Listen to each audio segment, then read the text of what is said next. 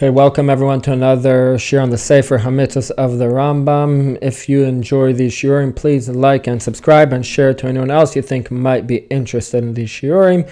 Okay, so let's get started.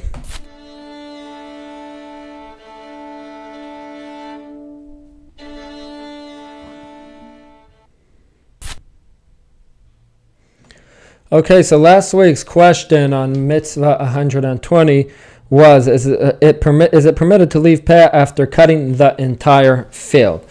So we're going to start with the Mishnah in Mishnayos Peah, Perek Aleph, Mishnah Vav. The Mishnah says, La'olam hu noisen mishum peh upater min ha'ma'asos ad she'marach. He could always give Peah.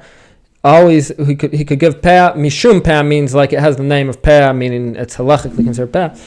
Upater min ha'ma'asos ad she'marach, and it's pater from ma'asos. You don't have to give ma'asos on that Peah ad she'marach until he does miruach. Now miruach is the last job that you do before bringing it home to make from the wheat bread. So you thresh it and all of those things, the grain, and then afterwards, at the end of the day, you bring it, make a pile out of it, which is called a carry. And then afterwards, you smooth that pile. That's the last thing you do with a rachat, something type of shovel or whatever that you smooth the pile with.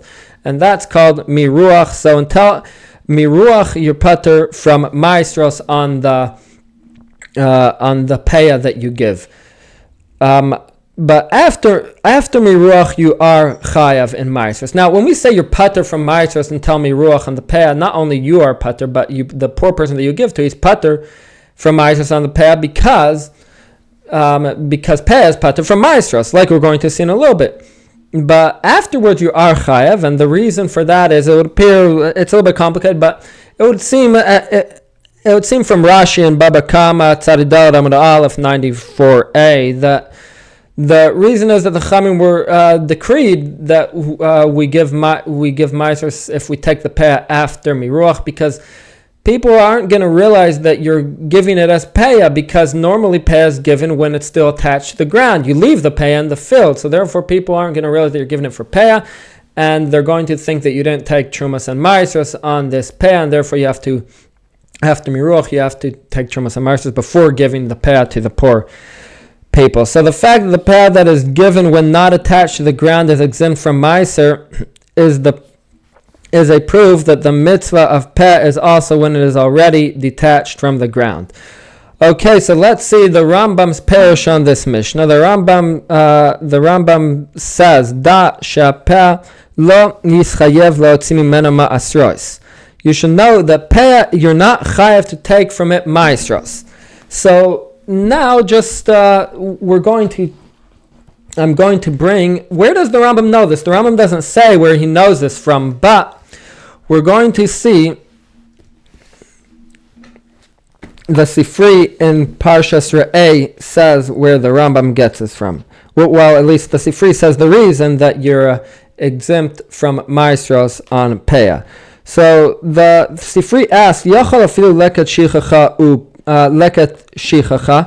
Perhaps you would think you're chayiv to take trumas and maestros even from leket and shichacha. Talmud Lamar uva halevi ki en lo chelik v'nachala yimach. Talmud Lamar, the Levi should come because he doesn't have a portion and inheritance amongst you. So because he doesn't have a portion and inheritance amongst you, so therefore he should come and he could take trumas and maestros. So they're taken very literally over here. What could he take? He could take things that he doesn't have a portion from, that he doesn't have a equal portion with you from it. So what is that? Your wheat, your grain, your whatever you have, because he doesn't have that portion. What doesn't he have? He doesn't have land. They don't have, so therefore he's able to take a portion from that. So that's what you're supposed to give him from, something that he doesn't have a portion with you. But these things, leket and shichacha, and similarly peah, the same thing. He has a portion with you, the same right that you have. He has, because poor people could take. It doesn't matter if they're a Levi or a Kohen Levi or not. If you're a poor person, you could take. So therefore, he has just as much of a portion as you in Lekachich Peh, and therefore you're not in those things. You don't have to give him from. So in Peah, you don't have to give him Maasros from. That's where we learn explicitly that Peah is pater from Trumos and Maasros. So the Rambam continues, Ushamar Zeikar, keep this foundation, Shekol mi shelo niach Peah v'katzar kol asara kula yotzi hapeh mimasha katzar. You should keep this foundation that whoever didn't leave Peah, rather he cut the whole field, kula yotzi hapeh mimasha katzar, he should take Peah from what he harvested. V'chenim lo yotzim min hashibulim, similarly if he didn't take it from the stalks, when they're already cut, after they're cut, Yotzim min hachitai should take from the grain after the threshing and sifting or like separating and miruach. Vafilu tachna, even if he ground it, yotzi hapeh mina kemach, then he should take Peah from the flour if he ground it and give it. V'zai kar mevua b'gmar makos, and this foundation is understood from the Gemara in Makos. So that's what the Rambam is telling us, that no matter what, you have to give Peah. Now, sometimes you're going to be chayiv in Maasros, like we said, because the Chachamim decree that you should be chayiv in certain situations. But from the Torah, you're exempt from Maasros because this is real Peah. And that's the proof that's real Peah. That's a proof from the Mishnah that's real Peah because they say you're exempt from Maasros, like we mentioned before. Now, the Rambam is telling us two things. One, that Peah is exempt from Maaser. Two, that if you did not give Peah when it was attached, then you give it after the harvest. The Rambam needs to tell us us first that Peah is exempt from Maaser to prove from the Mishnah that Peah can be given even after the harvest. Because, like we said before, the fact that Peah is exempt from Maasros, that's a proof that Peah is permitted after the harvest. That you're obligated to give Peah after the harvest. Okay, now we'll see the Rambam. Now we're going to see the Rambam.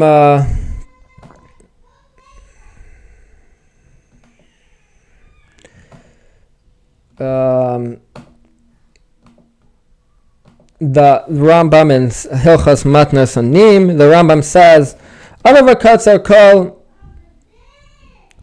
Sorry, Avavakotzar kol asadet. If he transgressed and he cut the whole field, or asaf kol peras ha'ilan, or he gathered together all the fruit of the tree, lokach mimasha katzar asaf, he takes from a portion from what he cut, from what he harvested or gathered ma'at a little bit, v'nosnoi la'anim, and he gives it to the poor people, shenesinasai mitzvahs aseh, because it's a positive commandment to give it to the poor person even after it's attached. So you transgressed a negative commandment of finish harvesting the end of your field. That is a negative commandment, but you still have a positive commandment to give it even if you transgress that negative commandment. So because it's in the pasuk, you should leave them for the poor person convert. So even if he ground the flour and he kneaded it and he baked it into bread, so he gives Peah from the bread for the poor people. So everything that we said can be summarized from the Gemara in Baba Kama Daf Tzadidad Amud Aleph 94. Gemara Baba Kama 94a. The Gemara says, "Mitzvahs Peah lahafrish mina kama." He brings from the Brisa. Mitzvahs Peah lahafrish mina kama. The mitzvah of Peah is to separate it from the kama, when it's still attached to the ground. Lahafrish mina kama. But if he didn't separate it when it was attached to the ground, mafrish mina omrim. So he separates it from the bundles. If he didn't separate it from the bundles, he separates it from the care, from the pile, until before he did miruach, before he smoothed out the pile. But if he smoothed out the pile, he takes Maasros and he still has to give him the Peah. Mishum Rabbi Shmuel Amram, Rabbi Shmuel says, in the name of Rabbi Shmuel, they said, Af mafrish mina isav and noisin. He even has to separate from dough and give it to him. So we see the Rambam passings like Rabbi Shmuel. Rabbi Shmuel is saying that even after you change it into a different name, it's not the name of wheat on it anymore. It's called dough. Still, you're chayiv. So the Rambam is saying if one changes, you're still chayiv. So it doesn't matter even if you change it more into bread, you're still going to be chayiv in peah, and that's yeah. So to summarize this.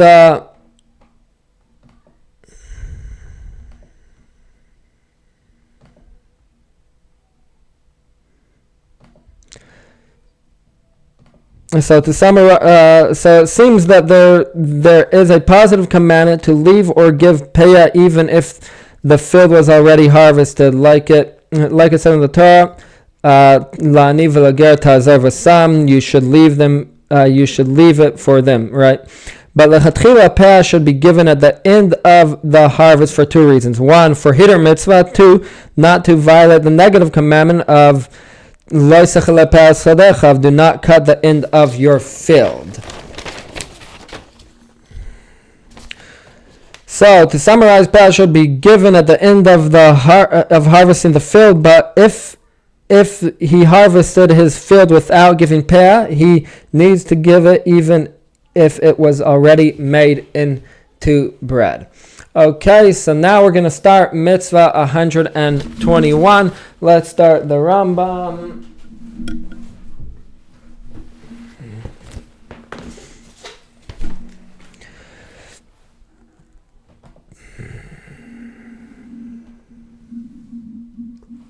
So the Rambam says, Hamitzvah kuf kaf av, Mitzvah 121, he should tzivanu lahniach haleket. It's the mitzvah that Hashem commanded us to leave the leket.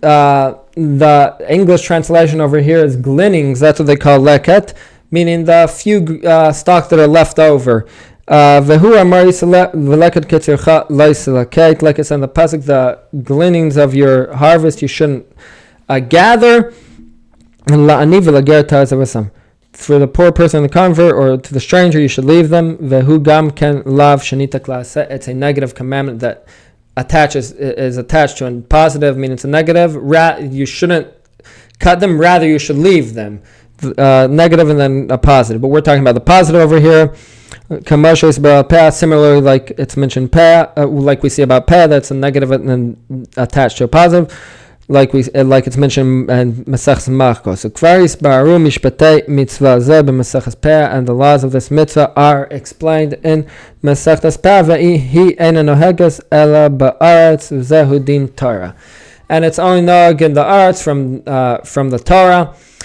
So now we're going to. So I want to go through the psukim. Then afterwards, I do want to go through a few halachos from the Rambam in Hilchos Matnos Anim. He brings some halachos, about some interesting halachos that I'd like to mention. So let's start. So first psukim are mentioned in Vayikra Parshas Kedoshim. So the pasuk says, when you harvest the harvest of your when you reap the harvest of your land, you shall not complete your reaping of the corner of the field.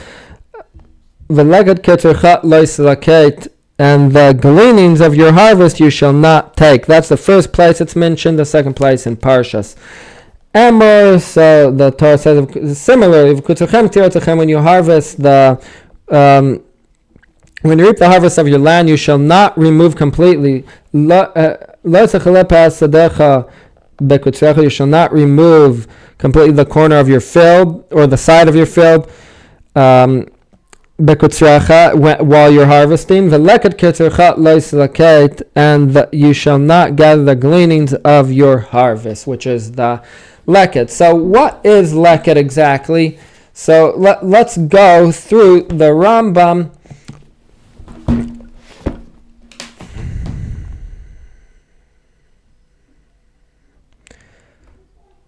So the Rambam in Hilchos Matnos Anim, Perak, the fourth chapter of Hilchos Matanos Anim. So the Rambam says pretty clearly what is leket. So Ezo leket. What's considered leket? Zeh hanofel mitoch hamagal b'shas haktzira. It's what falls when you're harvesting your field. What falls from the magal from when you're harvesting your field. B'shas haktzira or hanofel mitoch yado, or what falls from. So it falls from the sickle, or it falls from your hand when you're gathering grain afterwards, or when you're gathering stalks afterwards. Shibolim veiktar. As long as it's one or two. But if it's three, then all of them are for the owner of the field. Now the reason that if it's three, it's all for the owner of the field, because the word leket means like gathering, meaning that you gather one here, one there, and it's a little amount. And so we're saying that three already is not considered a little amount, so therefore it's not leket anymore. If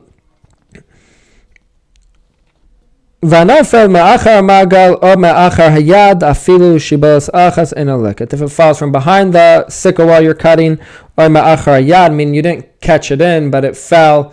You were cutting it and it fell. It wasn't inside the sickle, but it got cut. So then it's not leket, because it has to be that it falls from what you're harvesting, intentionally harvesting. If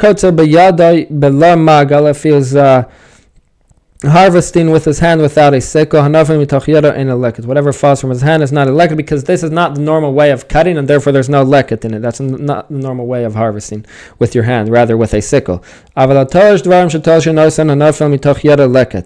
But if it's something that's normal to harvest by picking, then whatever falls from his hand is considered leket. Now,